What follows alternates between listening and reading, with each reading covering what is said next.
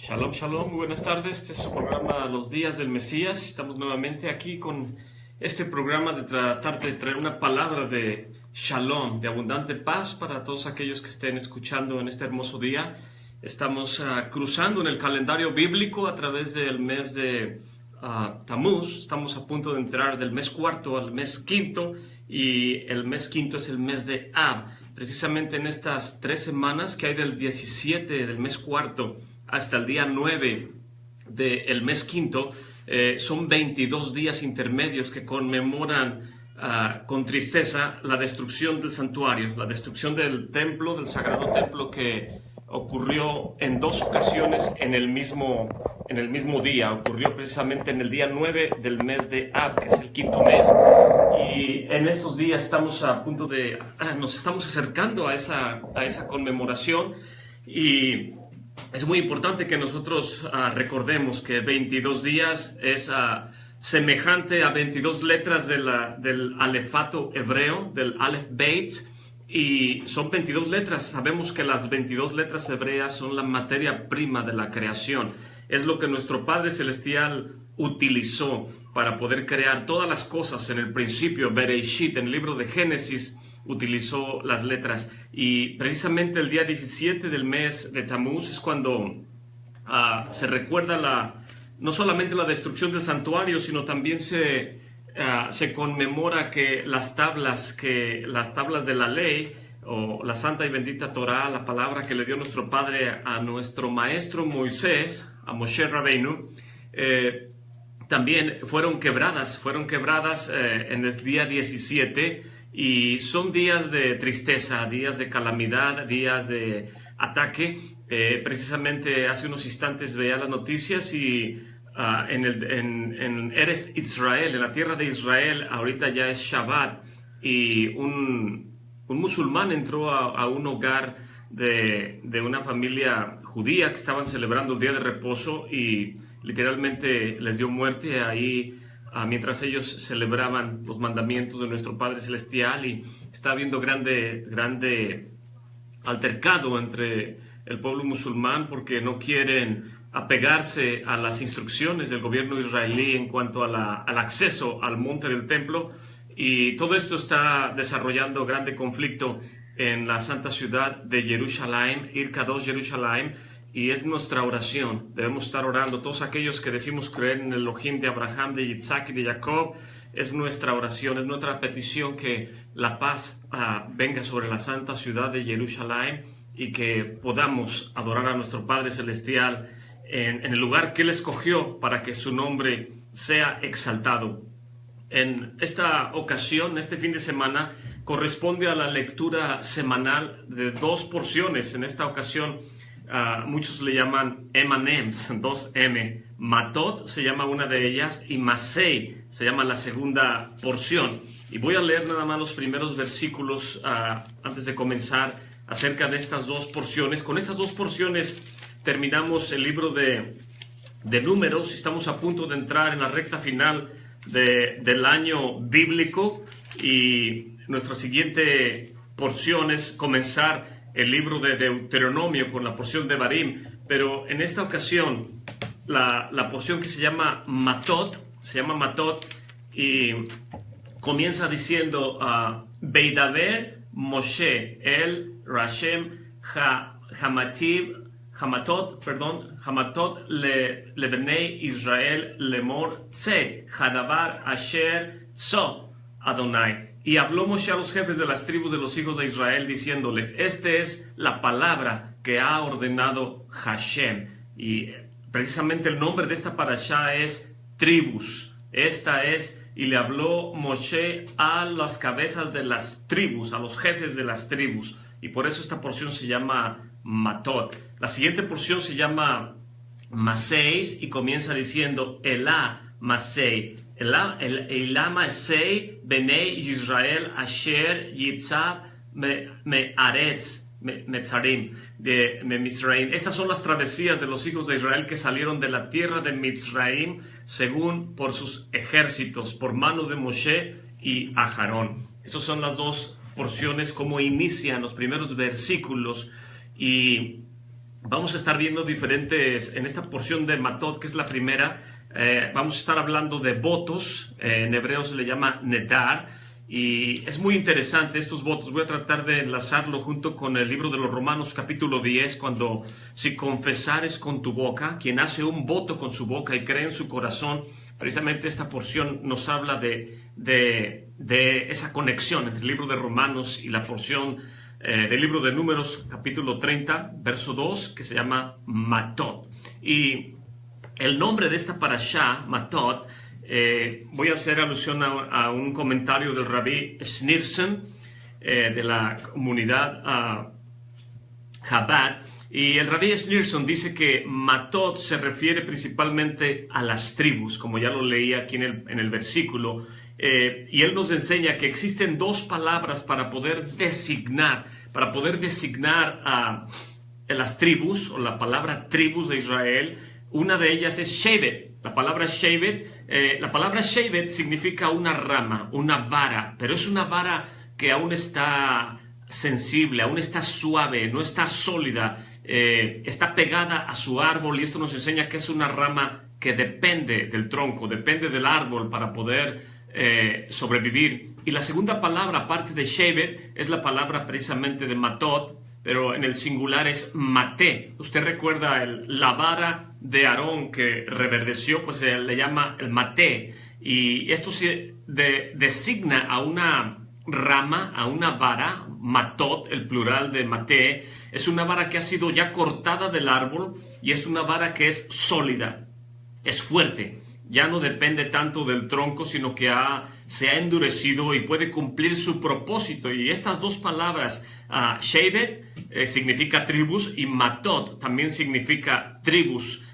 de Israel. La vara de Aarón, Aarons maté, la vara de Aarón que reverdeció. Y cuando la Shevet, la rama, la vara, cuando aún está suave, cuando aún está sensible, aún no está sólida, nos enseña que de poder nosotros aprender de estos conceptos, que comenzamos apegados al árbol, apegados al tronco, pero conforme vamos creciendo de Shevet nos convertimos en maté, en una rama sólida, independiente. Y la vida de todos y cada uno de nosotros pasamos por este proceso. Cuando somos cortados del árbol y somos injertados, ahora podemos dar fruto, y la meta es que seamos matot, que seamos varas fuertes, independientes, y que podamos apegarnos al árbol, que podamos apegarnos a nuestro amado Mesías, a nuestro amado Mesías, y podamos cumplir el propósito por el cual fuimos creados. Cuando maduramos, la meta es que estemos firmes, que ahora ya somos Shevet, somos ramas, pero también somos matot, somos brazos del árbol, somos tribus de Hashem, somos Shevet Adonai, somos las tribus de Hashem, y bendito sea su nombre. Y con esto quería hacer un comentario nada más acerca del nombre de la parashá Matot. Y esta parashá continúa diciéndonos, voy a leer del Humash de ArtScroll, aquí lo tengo conmigo, Humash de ArtScroll, el cual viene en el idioma hebreo, pero también viene en el idioma español. No lo puede ver con claridad ahí, pero aquí en la parashá dice: se hiciera un hombre un voto a Hashem, o formulara un juramento para imponer una prohibición sobre sí, no profanará su palabra, según todo lo que salga de su boca lo cumplirá. Y este versículo es importantísimo porque dice que cuando uno hace un voto, en el idioma hebreo es un neder, Kidar neder le Adonai. Cuando hacemos un voto para Adonai, cuando abrimos nuestra boca, los sabios de Israel nos aconsejan que nuestro corazón y nuestra boca tienen que estar perfectamente sincronizados. Y voy a leer un comentario que viene aquí en la parte inferior, a pie de página. Dice: votos y juramentos. La Torá introduce un capítulo sobre el cual se puede decir que, una vez analizando a fondo, que le otorga a la persona el derecho de hacer algo que solía ser prerrogativa exclusiva del Creador del universo, bendito es Él, y crear una nueva condición haláquica. al verbalizar el voto o el juramento estipulado en el pasaje, la persona adquiere el poder de definir sobre sí o sobre otras personas o sobre objetos que hubiere designado una condición equivalente a un mandamiento de la Torá. El neder es tan fuerte que quien lo viola puede sufrir pena de azotes dictaminada por un tribunal de rabinos, de sabios de Israel. En tal sentido, sin embargo, debe entenderse que no existe un equivalente en el castellano a la palabra neder, aunque por carencia de un buen sustituto suele ser traducida como voto, término que significa la promesa de hacer algo. No obstante, aunque ciertamente un creyente, un israelita, un judío debe cumplir con su palabra, una simple promesa no es el tema de este pasaje. El neder de la fraseología de la Torá funciona de la siguiente manera. Y dice que hay dos tipos de votos o de compromisos, pero voy a leer hasta ahí nada más. Y este versículo dice, si hiciera un hombre voto y debe de cumplirlo, no profanará su palabra, según todo lo que él dijo, debe de comprometerse a cumplirlo para que no seamos hallados falsos o faltos en cumplimiento de lo que hemos hablado, de lo que hemos prometido. Bendito sea nuestro Padre Celestial, y quien hace voto tiene que cumplirlo. Solamente el padre o el esposo puede anular este voto, o la persona puede ir con un panel de sabios de Israel, y cuando viene delante de ellos, ellos pueden darle el consejo de qué tipo de voto hizo y cómo este voto puede ser anulado. Pero quien hace voto tiene que cumplirlo y no hacer que sus palabras sean huecas, vanas, vacías, ya que el hombre es hecho a la imagen del creador del universo y él creó las cosas con el aliento de su boca. Cuando nosotros nos comprometemos a cumplir algo, tenemos que llegar a la cúspide, al cumplimiento, a obedecer, cumplir lo que habíamos nosotros comprometido, porque nuestra boca tiene el poder de crear. Podemos bendecir, también podemos maldecir. Hay consecuencias, hay beneficios de lo que sale de nuestra boca. El libro de Romanos, en el capítulo 10, dice, comienza diciendo que no digas en tu corazón quién ascenderá a lo alto, quién descenderá a lo más bajo para traer al Mesías. Y el verso 8 dice, ¿mas qué dice? Cercana está la palabra, de en tu boca y en tu corazón. Y esta es la palabra de fe, imuná, la cual predicamos, que si confesares con tu boca al Señor Yeshua y creyeres en tu corazón que Adonai le levantó de los muertos, serás salvo, porque con el corazón se cree para justicia, mas con la boca se hace confesión para salud, para salvación. Y nosotros tenemos una experiencia, me refiero a todos los que escuchan este programa, porque ¿cuántos de nosotros no hemos escuchado anécdotas de que alguna persona invita a algún amigo, a una amiga, a un vecino, a un conocido, a un culto, a un servicio, a alguna congregación, y cuando ya está nuestro invitado, nuestro familiar, nuestro amigo ahí en la congregación, al final del culto es tradicional en la religión cristiana evangélica que le pidamos a las personas que si quieren pasar al frente. Y tradicionalmente el pastor hace un llamado. Estas son doctrinas que ha desarrollado la iglesia cristiana evangélica, pero al final de su sermón es tradicional que el pastor hace un llamado para que alguna persona que quiera aceptar a Jesús en su corazón puede levantar su mano, y muchas veces dicen todos con sus ojos cerrados. Es algo muy privado, es algo que usted quiere y puede decidir hacerlo, y es una tradición. En realidad esta tradición se fundamentó después del tercer grande avivamiento que hubo aquí en los Estados Unidos, avivamiento a través del cual, ya lo he explicado en otras ocasiones, en otros programas, a través del cual surgieron las diferentes religiones. Cuando vinieron todos aquellos predicadores de Inglaterra y después comenzaron a predicar aquí en Estados Unidos, y después no estuvieron de acuerdo, de ahí salió la iglesia anglicana, de ahí salió los cuáqueros, de ahí salieron más tarde, se estuvieron saliendo más doctrinas y religiones, formas de pensar de todas estas, no encuentro la palabra, de estas divisiones que se estaba haciendo de todas esas religiones, y de ahí salieron los testigos de Jehová, los mormones, las iglesias adventistas, etcétera, etcétera. La mayor parte de lo que hoy conocemos como cristianismo se fundamentó después de estos grandes avivamientos. Hubo 3, y en estos grandes avivamientos había estas personas, estos varones que se decían evangelistas, y ellos, para poder concluir cómo saber si una persona es salva o no es salva, cosa que solamente el Creador puede saber, el Creador del universo, bendito sea Él, pero estos varones querían saber cuántas personas, contar de qué manera su sermón había sido efectivo, y ellos decían, tenían un banquillo, una banca que le llamaban el Sinner's Bench, el banco del pecador, y ahí le pedían a las personas que se sentaran, y quien quería hacer una confesión de arrepentimiento, y se le pedía a las personas también que levantaran su mano si alguien quería recibir a Jesús en su corazón. Y a partir de esta práctica se fue formando esta tradición de que levante su mano. Y hago mención de todo esto porque cuando invitaban a personas, yo recuerdo, se invitaba a muchas personas y hacía su llamado al final del sermón, el pastor o el maestro, quien estuviera hablando al frente, quien lo invitaba volteaba de reojo, se supone que todos con sus ojos cerrados, a ver si su invitado podía levantar la mano, y si no levantaba la mano, a veces le daba un codazo diciéndole, levanta tu mano, y a esto se le daba un ánimo, lo digo irónicamente, a la persona a que pudiera aceptar, a que pudiera creer en su corazón y confesar con su boca. Y en realidad, a mi punto de vista, es una manera no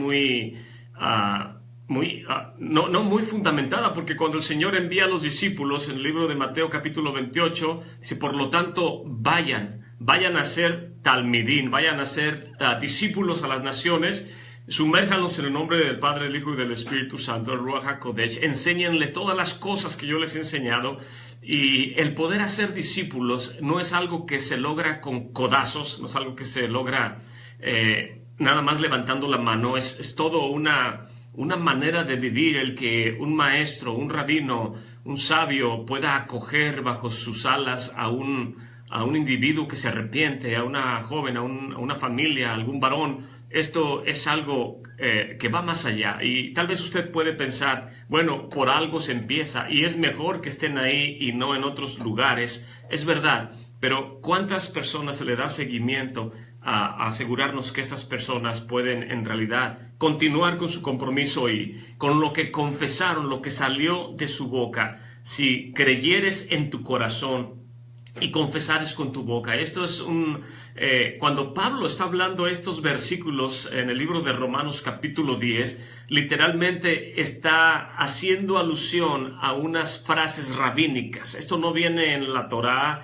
esto viene precisamente en todos los escritos rabínicos, están impregnados de frases como estas que está diciendo Pablo. Pablo está disertando, está explicando, está enseñando a la congregación en Roma acerca precisamente del tratado Nedarim que está en la Mishnah. Y en el tratado de Nedarim vienen todas las características, todos los detalles, el cómo hacer y por qué hacerlo, y dónde hacerlo, quién lo hace y por qué razón. No solamente abrir nuestra boca y creer en nuestro corazón para algo tan importante como creer en el Hijo de Elohim y que Él puede darme una vida diferente. Esto es un voto, esto es una declaración que sobrepasa el entendimiento de no podemos tal vez imaginar la magnitud de este compromiso, que si creyeres en tu corazón y si confiesas con tu boca que Yeshua es el Hijo de Elohim, entonces puedes obtener salud, vida eterna. Tan importante es que debe haber coordinación en lo que yo creo y lo que confieso, de tal manera que los sabios de Israel nos enseñan que un rabino, un maestro, es responsable de su alumno, de su congregación, al grado de que si cuando una persona, el Señor no lo permita, logra quitarle la vida a otro por accidente, también en esta parashá vienen las ciudades de refugio.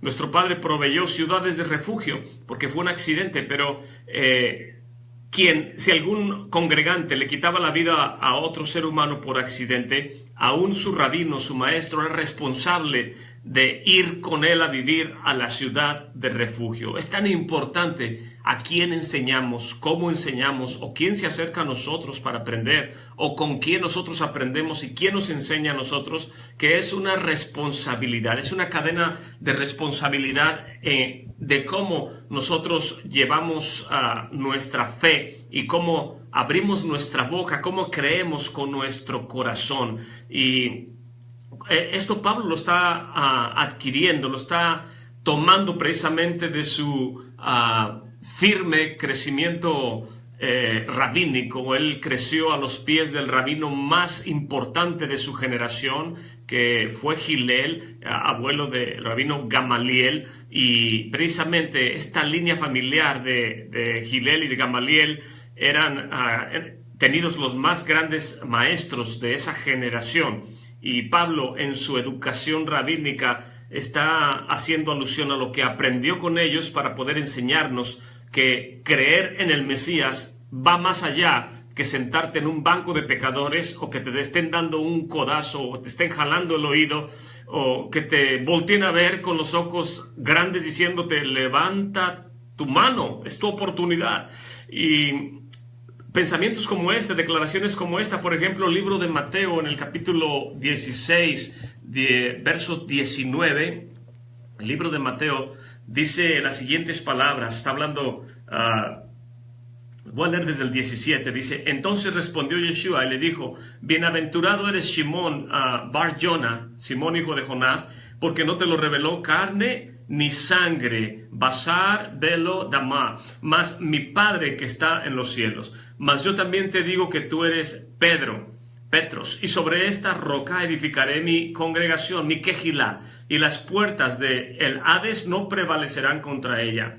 Y a ti te daré las llaves del reino de los cielos, y todo lo que ligares en la tierra será ligado en los cielos, y todo lo que desatares en la tierra será desatado en los cielos. Amén. Y este versículo, nuevamente, aquí el maestro está hablando con uno de sus discípulos, con Pedro, y le está preguntando que quién dicen los hombres que el hijo de Elohim es. Y Pedro le responde tan sabiamente que nuestro amado maestro le contesta: bienaventurado eres, Simón, porque ahora te voy a dar autoridad para atar y desatar. Y esta frase de atar y desatar no es otra cosa sino le está dando aquí un derecho, una autoridad que el maestro está dando a sus discípulos, en este caso, y le está dando la autoridad para poder establecer cortes rabínicas. Está dándoles la autoridad para que los discípulos puedan dar consejo a la comunidad, a los que se congregan en esta quejilá, en esta congregación.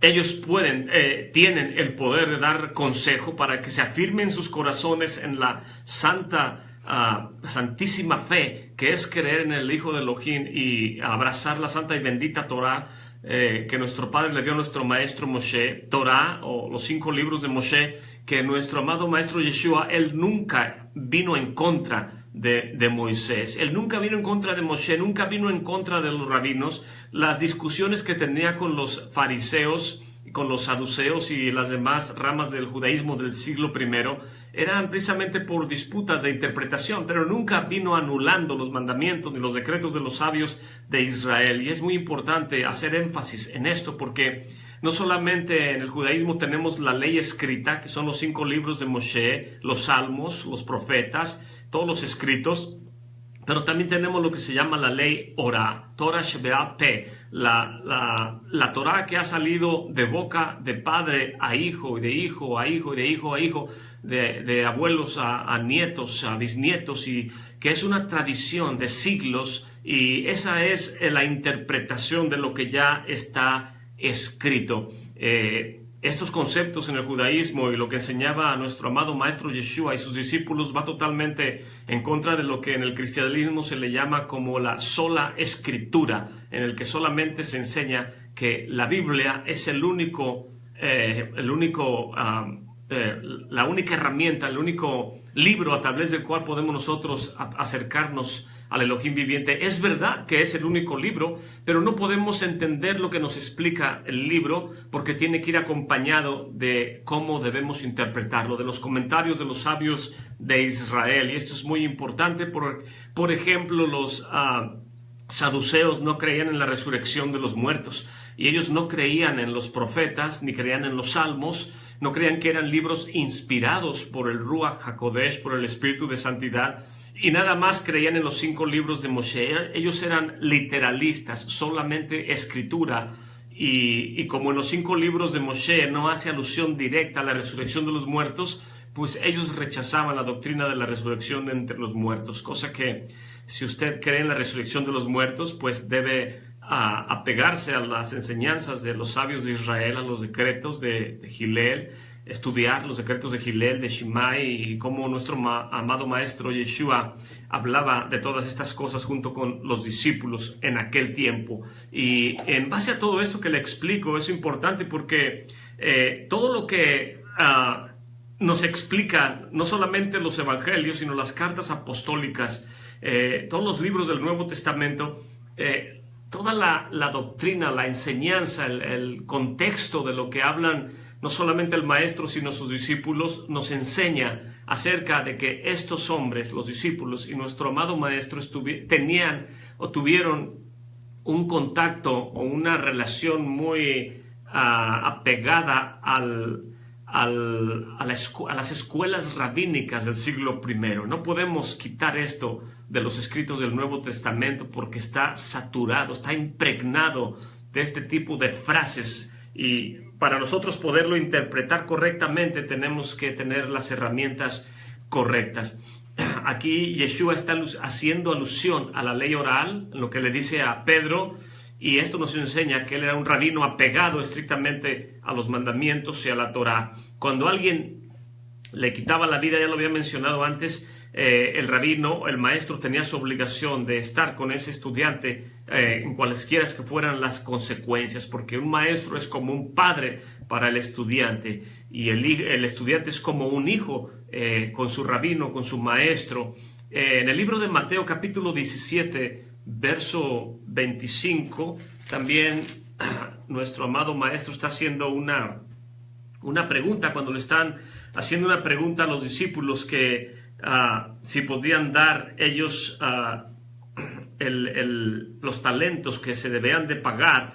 Y verso 25, lo voy a leer desde el 24. Y comenzando a hacer cuentas, le fue prestado uno que le debía 10,000 talentos, mas este, no pudiendo pagar, mandó su señor venderle a su mujer y a sus hijos con todo lo que tenía, y que se le pagase. Entonces aquel siervo postrado le adoraba diciendo: Señor, creo que me adelanté, ten paciencia conmigo que yo te pagaré. Y verso 25, le rogaba que le pagase lo que le debía. Estoy en el 18, perdón. Voy al verso 17, dice: y le he presentado a tus discípulos y no lo han podido sanar. No está aquí. El versículo es cuando dice, nuestro Señor está haciendo una pregunta, dice: los reyes de la tierra reciben, ¿de quién reciben los diezmos o el dinero, el pago? Y dice, de los hijos o de los extranjeros. Y le contesta el discípulo, dice: los hijos están exentos, lo que lo reciben pero de los extranjeros. Dice, entonces estamos exentos. Pero este versículo también nos enseña a entender que todas estas frases, todas estas maneras de explicar las vivencias que tuvieron no solamente nuestro amado maestro, sino sus discípulos, están fundamentadas en la explicación de la ley oral que el pueblo de Israel estaba bien afirmado no solamente en la ley escrita, sino en la oral en el siglo I.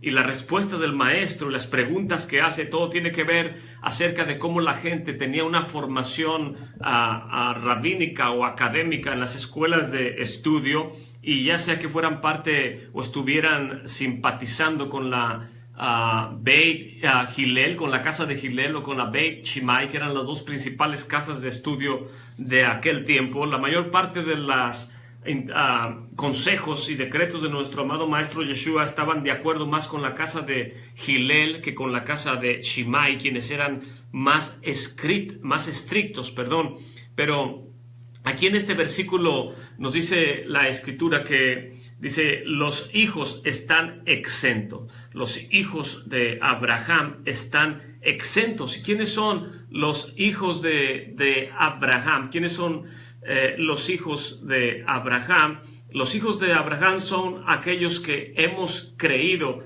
en el Mesías. Y ahorita lo voy a leer en otros versículos que hace alusión en el libro de Romanos también, precisamente. Pero esta parashá nos enseña acerca de quiénes son los descendientes de Abraham. La Mishnah, que es el conjunto de escritos más antiguos, apegados al siglo I, cuando nuestro amado maestro caminó aquí sobre la tierra.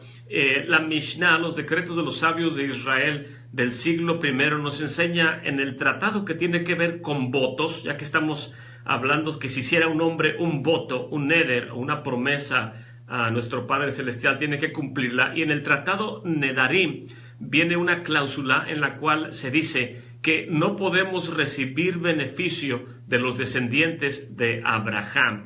Y la pregunta que los mismos sabios de Israel se hacen es: ¿quiénes son descendientes de Abraham? Porque Abraham tuvo a su hijo Ismael y después tuvo también a Yitzhak. Entonces, descendientes de Abraham, ¿quiénes son? Los descendientes de Ismael, al igual, juntamente con los descendientes de Yitzhak.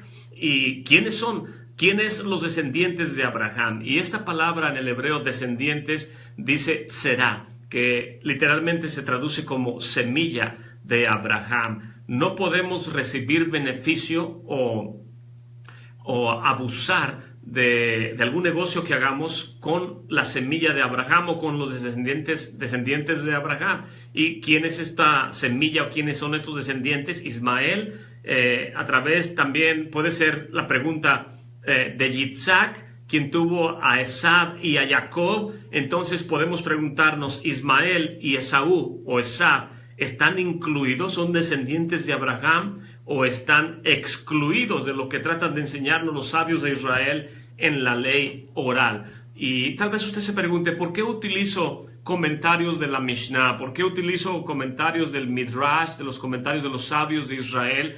Porque todos estos comentarios del judaísmo del siglo I es una fuente de información que nosotros debemos de conocerla. Cuando nuestro amado maestro vino con los discípulos y caminó aquí en esta tierra, no existía la religión católica, cristiana, testigos de Jehová, mormones, no existía tampoco el Islam. Nada más existía el judaísmo del siglo I, del cual había diferentes puntos de vista, o judaísmos, como algunos académicos lo llaman, pero no existían las demás religiones, de tal manera que para poder interpretar o tener una óptica lo más apegada a la manera de pensar del siglo I, tendría yo que deshacerme, desaprender todo lo que la religión cristiano-evangélica o todo lo que el catolicismo o las doctrinas de todas las religiones ha puesto en la mente de las personas durante siglos. Y si pudiera yo interpretar los versículos del Nuevo Testamento en base al marco mental del siglo I, me daría cuenta que en realidad nunca debió haber surgido el catolicismo, nunca debió haber surgido el cristianismo evangélico, nunca debió haber surgido el mormonismo o los testigos de Jehová o cualquiera de las denominaciones que vinieron a nacer de la Iglesia Católica cuando ésta se separó o se comenzó a fracturar. El deseo de nuestro Padre Celestial era que creyéramos en el enviado, en su amado Hijo, y en el siglo I todos los discípulos, aunque algunos tenían apego a la casa de Shammai, otros a la casa de Hillel, como Pablo, como Pedro, los sabios de Israel, los historiadores nos enseñan que el hermano de nuestro amado Mesías, quien era Jacob, también conocido como Santiago, él era un fariseo apegado a la casa a la casa de estudio de Shimei, y Pablo, él era apegado a la casa de Gilel. Entonces, entre los discípulos de nuestro amado maestro había maneras de pensar que diferían en ciertos puntos de aplicación de la Torá, de la santa y bendita Torá. Y por eso me gusta mencionar esas fuentes de información.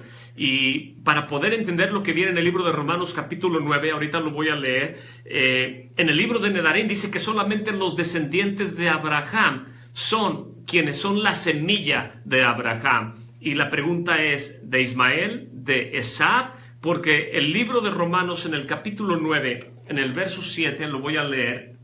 Libro de Romanos capítulo 9, verso 7, nos dice la Escritura: porque no por ser simiente o semilla de Abraham son todos hijos. Mas, ¿qué dice? El libro de Génesis nos lo dice en el capítulo 21, verso 12. Dice, en Yitzhak te será llamada descendencia. Verso 8. Quiere decir que los que son hijos de la carne, estos son los hijos de Elohim, no los que son hijos de la carne, perdón. No los que son hijos de acuerdo a la carne son los hijos de Elohim, mas los que son hijos de acuerdo a la promesa son contados con la generación. Amén. Entonces, aquí el libro de Romanos nos está enseñando precisamente al punto de vista de lo que está hablando el autor del tratado Nedarim en la Mishnah. En otras palabras, el libro de los Romanos, escrito a los romanos, a la congregación en Roma, está 100% de acuerdo con el tratado Nedarim, que tiene que ver con votos o con compromisos que el hombre hace cuando abre su boca y sincroniza lo que habla juntamente con lo que cree en su corazón. Y están perfectamente sincronizados estos dos escritos que son antiquísimos. Y dice, en Yitzhak te será llamada descendencia, porque no todos los que descienden de Yitzhak. ¿Y en qué se basa que no todos los que descienden de Yitzhak? Porque Esab era hijo de Yitzhak, pero no los descendientes de Esab son parte de la promesa.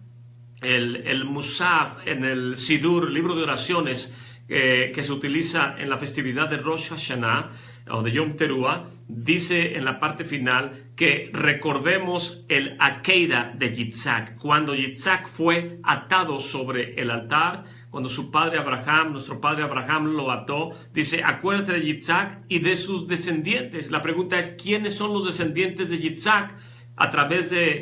Por medio de Yitzhak, descendientes de Abraham. ¿Quiénes son la semilla de Abraham, de Yitzhak? La semilla es Jacob. La semilla es Jacob. Pero el Rambam nos dice en su tratado Hilkut Nedarim, hablando del mismo contexto de la Mishnah en el tratado Nedarim, nos dice que no incluye la descendencia de Abraham, no incluye a Ismael ni a Esaú. Ellos no están incluidos en la promesa. De tal manera que si yo leo el libro de Romanos en base a este contexto, dice, no por ser simiente de Abraham son todos hijos, más en Isaac te será llamada descendencia o simiente o semilla. Quiere decir que no los que son hijos de la carne son los hijos de Elohim, a los que son hijos de la promesa son contados en la generación. En Toledot, Yitzhak, en la Parashat Toledot, dice que Yitzhak envía a Jacob y le dice, esto viene en el libro de Génesis, en el capítulo 28, dice el verso 1, y convocó Yitzhak a Jacob y lo bendijo y le ordenó, diciéndole, no tomarás esposa de entre las mujeres de Canaán. Levántate, vete a Padam Aram, a la casa de Betuel, el padre de tu madre, y toma para ti de ahí una mujer de las hijas de Labán, el hermano de tu madre, y que el Shaddai te bendiga, te haga fructífero y te haga numeroso, y que seas una congregación de pueblos, que te conceda la bendición de Abraham a ti y a tu descendencia contigo, para que poseas la tierra de tu residencia que le dio Elohim a Abraham. Y envió Yitzhak a Jacob, y este se fue a Padam Aram, a la casa de Labán, hijo de Betuel, arameo, hermano de Rivka, madre de Jacob y Esab. A través de este versículo que viene en la porción Toledot, que significa generaciones, capítulo 28 de Génesis, nos está dando explícitamente los detalles. Dice que te conceda nuestro Padre, el Shaddai, te conceda la bendición de Abraham a ti y a tu descendencia. En otras palabras, en Yitzhak te será llamada descendencia. Y todos los sabios de Israel en la ley oral excluyen de esta semilla, de esta descendencia, excluyen a los descendientes de Ismael y excluyen a los descendientes de Esaú. En otras palabras, se está excluyendo a los musulmanes y se está excluyendo a Roma, a todos los católicos, cristianos, todos los que no se apegan al judaísmo del que está hablando el libro de Romanos, a la fe en el Hijo de Elohim, en base a cómo debemos percibir el versículo que dice: en Yitzhak te será llamada descendencia. Y está hablando de una semilla, no habla de muchas semillas, porque dice el libro de Gálatas, habla de una semilla porque la semilla es el Mesías. En otras palabras, si creemos en el Mesías, tenemos que quitar de nuestra mente, de nuestro corazón, cuando hagamos un voto, tenemos que quitar de nuestra mente y de nuestro corazón todo tipo de religiosidad, todo tipo de religiones que vinieron a formarse después del siglo I, catolicismo en el año 300, después vinieron todos los vertientes, todos los demás brazos del catolicismo, como ya lo he mencionado anteriormente. Si queremos nosotros apegarnos en fidelidad, en verdad a nuestro Padre Celestial, tenemos que apegarnos a tener una fe limpia y pura en el Hijo de Elohim, porque no hay otro nombre debajo del cielo dado a los hombres en el cual podamos nosotros ser salvos, solamente a través de creer con nuestro corazón y confesar con nuestra boca que Yeshua se levantó de entre los muertos, y de esa manera podemos tener una certeza de salvación. Pero no podemos hacer esta confesión si en nuestra mente y en nuestro corazón creemos que el Papa es el sumo pontífice, que Él es el que intercede por los hombres aquí en la tierra. No podemos decir que Yeshua es el enviado de nuestro Padre si nos apegamos a la doctrina evangélica que vino a formarse después de la Reforma con Lutero. Y si ponemos todo este tipo de doctrinas y pensamientos en nuestra mente y nuestro corazón, nuestro voto, nuestro compromiso no es verdadero, no es un compromiso verdadero. En Yitzhak te será llamada descendencia, y tiene que ser a través de los descendientes de Jacob para poder ser un verdadero israelita. Un israelí es el que nació en Israel, su nacionalidad es israelí. Pero los que creemos en el Elohim de Abraham, de Yitzhak y de Jacob, hemos dejado de ser paganos y ahora somos israelitas. Ahora somos miembros de la comunidad de Israel. Y antes éramos un olivo silvestre, pero ahora hemos sido una rama que fue cortada de ese olivo silvestre con toda la religiosidad, costumbres, doctrinas, ideas que traíamos. Fuimos cortados y ahora fuimos injertados en el olivo cultivable, que es el pueblo de Israel. Y ya no somos extranjeros ni advenedizos, ahora somos conciudadanos de los santos en luz, y tenemos que dar testimonio a esta verdad, guardando el día de reposo, el santo y bendito Shabbat, leyendo la santa y bendita Torah, creyendo en Yeshua, en el verdadero Hijo de Elohim, y no en el Dios católico, en el Dios que ha levantado la Iglesia Católica, al cual viene a traer tanto problema en la mentalidad de las personas y la fe.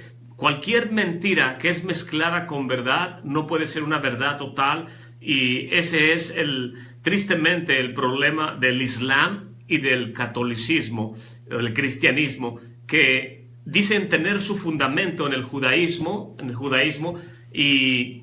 y es la única verdad que tienen. Pero si le quitamos la parte de judaísmo que ellos dicen tener, nada más quedaría mentira. Le quitamos la verdad, solamente queda mentira. Y nadie puede creer en la mentira. Para que la gente crea en estas mentiras, tienen que ponerle una dosis de verdad para que la gente se sienta atraída. Y desafortunadamente en el día postrero no va a estar el Papa, ni su pastor, ni su maestro, ni su rabino para defenderlo. En el día postrero vamos a estar cada uno de nosotros dando testimonio en lo que hemos creído, y todos compareceremos ante el tribunal del Mesías de todas las cosas que hayamos hecho en esta tierra. La bendición de Abraham a través de Isaac y a través de Jacob excluye a los que no son descendencia de Isaac. En este caso excluye a las religiones y nada más incluye al pueblo de Israel. Entrando a lo que es la porción de Masei, que es la segunda parashá de esta M&M's, Matot, es lo que estaba ahorita haciendo alusión nada más al primer versículo que tiene que ver con los votos, pero en la parashá que sigue, que es Masei, quiero hablar un poco acerca de esta parashá, y comienza diciendo: estas son las travesías de los hijos de Israel. Eilat Masei Benei Israel.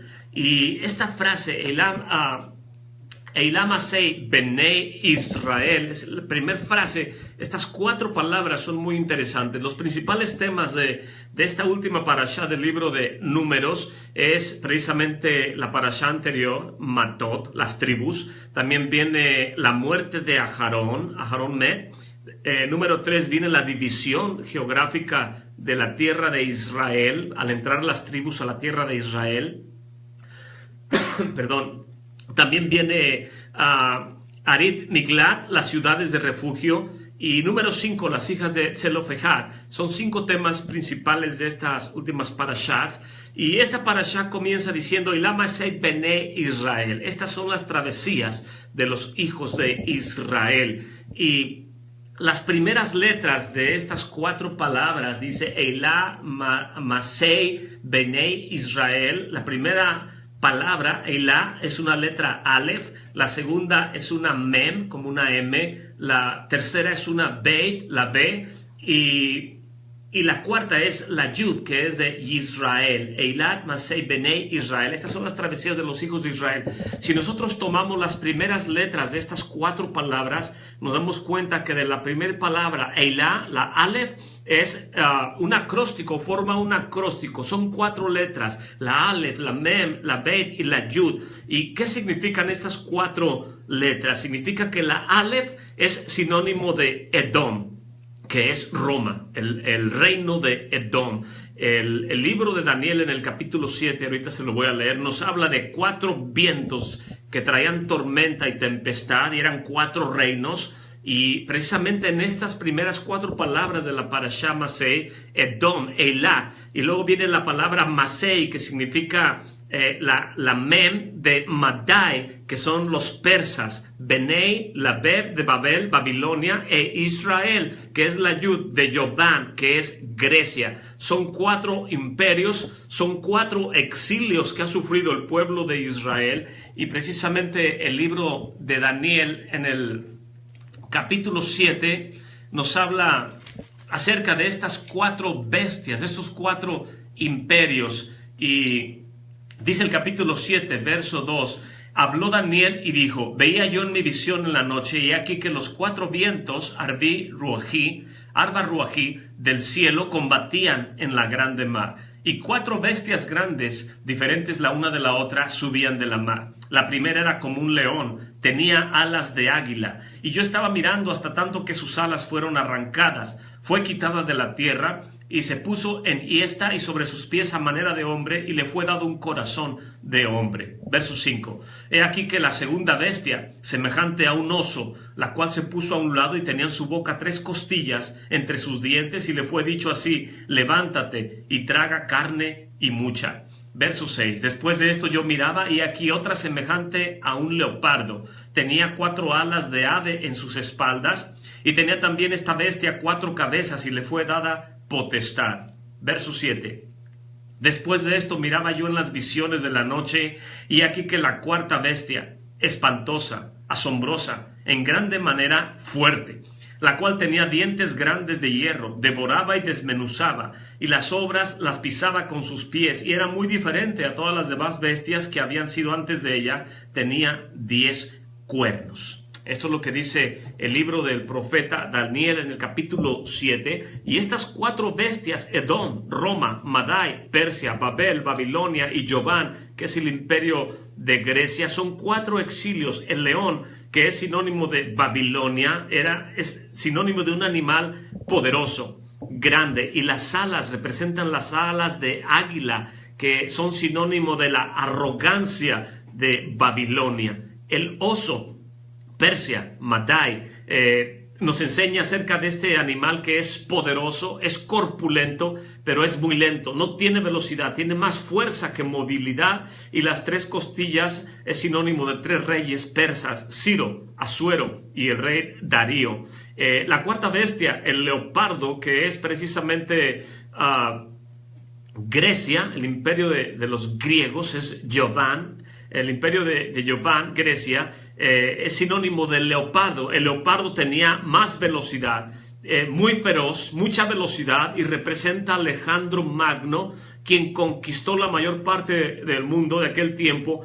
Lo hizo con mucha velocidad, tenía 4 alas, 4 cabezas, que son sinónimo de sus 4 generales que estaban siempre con él. Y por último, el cuarto reino. El libro de Daniel no nos enseña que tenga alguna apelativo, alguna característica, algún animal, pero los sabios de Israel nos enseñan que el cuarto reino, que es Edom, es Roma, representa una combinación de los 3 anteriores. Roma es una combinación de la fuerza, del poder del león, también se combina con el poderío y la fortaleza del oso, además de la velocidad y lo fiero que es el leopardo. El imperio romano, este espantoso, terrible y fuerte imperio de Edom, de Roma, la cuarta bestia, es el exilio más largo que ha tenido nuestro pueblo de Israel, y ya ha durado desde que la destrucción del santuario ocurrió hace más de 2000 años.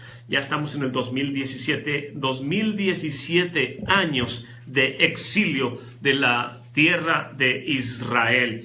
Uno de los sabios de Israel, el Baal Shem Tov, dice que esta parashá contiene el exilio de 4 imperios, y aún no solamente representa el exilio del pueblo de Israel, sino también representa el exilio de cada persona. Esta parashá Masei nos revela lo que debemos de ser. El Rabbi Nachman de Breslov nos enseña que la primera palabra, Eilah, estas son las travesías. Esta palabra Eilah, hace referencia también, dice el Rabbi Nachman, al becerro de oro. Cuando en el libro de Éxodo capítulo 32 formaron un becerro de oro, y cuando del fuego salió este ídolo, dice Eilah, este es tu Dios. Y por causa de esta transgresión, de este grande pecado, dicen los sabios de Israel, por causa de la idolatría fue el pueblo exiliado. De esta manera podemos entender o interpretar que cuando alguien se debilita en fe es porque se está alejando, se está exiliando. Cuando no tenemos emuná shelema, cuando no tenemos una fe completa en el Hijo de Elohim, en el Elohim de Abraham, de Isaac y de Jacob, entonces cuando no tenemos completa fe, somos exiliados o nos autoexiliamos, nos alejamos, nos enfriamos. Pero cuando tenemos completa fe en quién es el Hijo de Elohim y en quién hemos creído, entonces no tenemos que salir, no tenemos que alejarnos. No tenemos que alejarnos ni geográficamente, ni emocionalmente, ni espiritualmente. No tenemos que ser exiliados, ni tenemos que alejarnos practicando doctrinas, conceptos, religiones, costumbres, ideologías de otras religiones, de otras congregaciones, de teologías de reemplazo.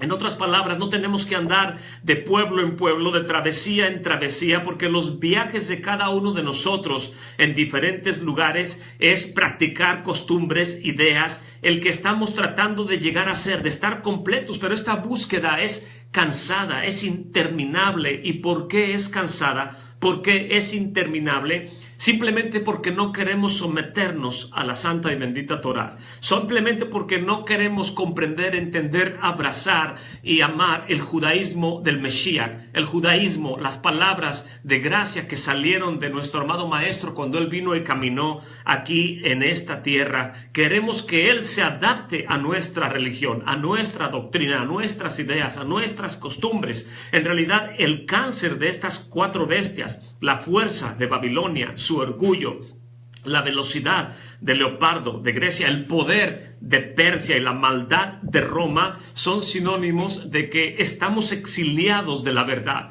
y no podemos nada contra la verdad, sino por la verdad. si no desechamos este cáncer, esta idolatría, este engaño y esta mentira, vamos a ser consumidos y nos va a matar. Tenemos que decidir en quién hemos creído en estos tiempos postreros, y cuando la tentación nos acorrala tenemos que arrepentirnos y tenemos que sincronizar nuestro corazón con nuestra boca, creer y confesar. Si creyeres en tu corazón y confesares con tu boca que el Señor Yeshua se levantó de entre los muertos, serás salvo, porque con el corazón se cree y con la boca se confiesa. Cuando hacemos un voto de esta magnitud, tenemos que hacerlo con plena certeza de fe. Y es mi deseo que en este día de Shabbat, usted y toda su apreciable familia puedan estar en abundante shalom, y que nuestro Padre Celestial y su Ruach HaKodesh, su Espíritu Santo, su Espíritu de Santidad, puedan venir a hacer morada con usted y con todos sus seres queridos, al igualmente que también pueda nuestro Padre traer abundante paz sobre la santa ciudad de Jerusalén. Es para mí un privilegio poder haber estado con usted compartiendo estos conceptos, y que tenga usted un día de reposo lleno de paz y de amor. Shalom, shalom.